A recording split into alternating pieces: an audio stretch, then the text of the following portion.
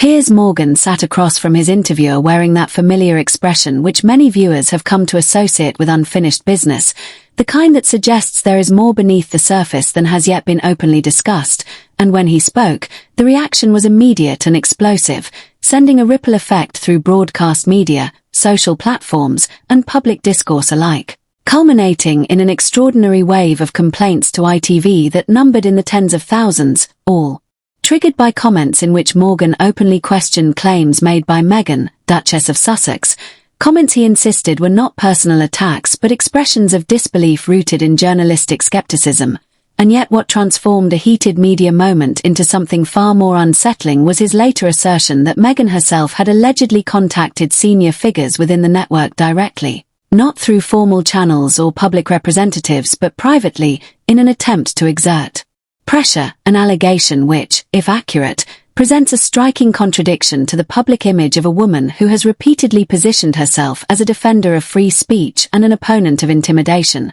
And Morgan maintained that he was entirely unaware of this intervention until after his departure from the network, a revelation that reframed the entire episode from a professional disagreement into a broader debate about influence, power, and the limits of acceptable intervention behind the scenes, particularly when the individual involved holds global status and extraordinary reach, and while critics of Morgan argued that his broadcasting style invited controversy, even some neutral observers found themselves unsettled by the implication that a media figure could be targeted personally rather than debated publicly, especially when the substantive questions he raised were never conclusively addressed, because what followed was not clarification but silence, a silence that proved fertile ground for speculation, analysis, and a growing sense among sections of the public that something remained unresolved, particularly as Morgan continued to assert that every inconsistency he highlighted had gone unanswered by Meghan, Prince Harry, palace officials,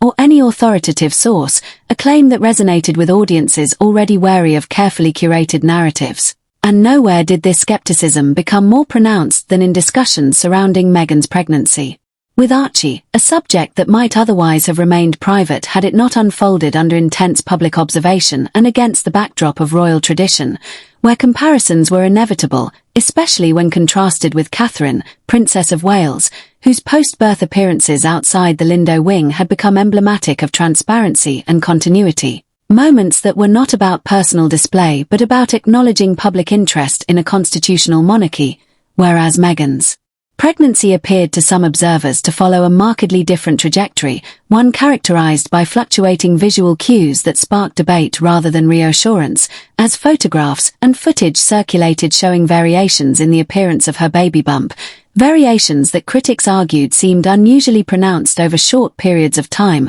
with some public engagements depicting a prominent, carefully cradled bump and measured movement suggesting physical limitation, while other appearances, sometimes only days apart, showed a far greater range of motion, quicker walking, bending, pivoting, and climbing stairs with apparent ease, discrepancies that supporters attributed to clothing, posture, camera angles, and the highly individual nature of pregnancy. Yet skeptics countered that such explanations failed to account for the consistency of the perceived changes, particularly when placed side by side in timelines compiled by online commentators, many of whom have followed royal appearances for decades and pride themselves on understanding how presentation, protocol, and physical reality usually intersect. And as these comparisons proliferated across forums and comment sections, the question was repeated in countless forms, not as an accusation but as an expression of confusion, asking how such dramatic differences could occur so frequently. And it was precisely this accumulation of unanswered queries that elevated the conversation from gossip to something more troubling, because when questions are not engaged with, they tend to harden rather than fade, and this sense of unresolved inconsistency deepened further with claims that internal scheduling notes had circulated, documents alleged to track appointments and movements during the pregnancy, which, according to those discussing them, appeared at times to conflict with publicly documented appearances elsewhere, raising logistical questions that, if accurate, would be difficult to reconcile, although no official confirmation of these documents was ever provided, nor was there a detailed rebuttal explaining why such claims were unfounded, and this pattern repeated itself in another widely discussed aspect of the narrative, namely the reported plan for a home birth at Frogmore Cottage, a story that aligned seamlessly with Meghan's public ethos of independence and natural living and was widely repeated by media outlets as fact, only for it to be abandoned without explanation when Archie was ultimately born at the Portland Hospital in London, a perfectly ordinary and medically uncontroversial choice in itself, yet the absence of even a brief acknowledgement that plans had changed struck many as unusual given the level of prior publicity, because in royal communications, shifts in narrative are typically accompanied by clarification, however minimal, and when none was offered, it encouraged retrospective scrutiny of earlier briefings and statements, prompting people to ask whether other elements of the story had also been subject to quiet revision, and it was within this context of eroded trust that Piers Morgan advanced one of his most divisive assertions, claiming that multiple versions of Archie's birth announcement had been prepared in advance, a practice that in isolation might be explained as contingency planning but which, when framed against the backdrop of shifting narratives, took on a more controversial implication of narrative management. Who plans motherhood with the precision of a corporate launch strategy, drafting alternative versions of a child's birth announcement as though preparing different marketing outcomes. And this was the unsettling question Piers Morgan placed at the center of his argument when he suggested that what the public witnessed was not simply a pregnancy unfolding naturally but a carefully managed production designed to maximize emotional response and public sympathy, because in his framing this was never about nerves, contingency, or first-time parental anxiety, but about control, optics, and narrative dominance, an assertion that immediately divided opinion yet carried weight precisely because it was never formally challenged, as Meghan and Harry offered no denial, no clarification, no indignant rebuttal, choosing instead a silence which in celebrity culture rarely extinguishes controversy and more often accelerates it, and that silence became even more combustible when the timing. Confusion surrounding Buckingham Palace came to light, exposing what critics described as a deliberately choreographed maneuver that left the institution publicly embarrassed, because according to the sequence of events widely reported and never fully explained, palace communications were not informed when Meghan went into labour, were kept unaware during the birth itself, and only received notification in the early hours of the morning, forcing Buckingham Palace to scramble an official announcement shortly afterwards, an announcement that was almost immediately undermined when Harry and Meghan's own statement claimed the baby had been born several hours earlier, creating the impression that the palace was either misleading the public or hopelessly disorganized, when in reality it appeared to have been deliberately excluded from the process altogether. A move that critics argue was not accidental or administrative confusion, but a calculated decision that ensured the Sussexes retained full control of the narrative while the institution absorbed the reputational damage, and Piers Morgan seized upon this moment as emblematic of a broader pattern, arguing that it revealed an obsessive insistence on absolute control where every detail, every announcement, and every public interaction had to unfold strictly on Meghan's terms, framing her not as someone sharing a joyful milestone with the nation but as someone stage managing the moment so meticulously that even the monarchy itself was used as a prop in the process, and once that level of calculation became visible to parts of the public, it proved difficult to ignore, because the carefully curated fairy tale began to fracture, revealing something colder and more strategic beneath the surface, and it was at this point that Meghan's victim narrative, as presented later in the Oprah interview, began to attract renewed scrutiny, because during that broadcast she painted a deeply emotional picture of isolation and neglect, describing herself as abandoned by palace staff, unsupported during pregnancy, and left to struggle within an uncaring institution, a portrayal that resonated powerfully with millions of viewers and generated widespread sympathy. Yet that sympathy was shaken when alleged internal memos began circulating, documents which, although never officially authenticated, were also never convincingly refuted, and which told a markedly different story of life behind the scenes, suggesting that, far from being ignored, palace staff were instructed to accommodate Meghan's requests immediately and without hesitation, rearranging schedules, cancelling prior commitments, working extended hours, and responding to last-minute wardrobe changes and unscheduled demands, behavior that critics argued pointed not to neglect but to an institution bending over backwards to ensure her comfort. And the most damaging aspect of these alleged documents concerned meetings and briefings, as they reportedly showed Meghan declining invitations to attend key discussions and planning sessions, choosing not to participate, only for those absences to be reframed later as evidence of exclusion, doors allegedly being closed, and support deliberately withheld, a reframing that critics argue represents not victimhood but narrative manipulation. Because the distinction between being excluded and choosing not to engage is fundamental, and Piers Morgan relentlessly highlighted this point, insisting that what was being portrayed publicly as oppression was in reality indulgence later weaponized as mistreatment, arguing that the institution granted concessions that would not have been extended to others,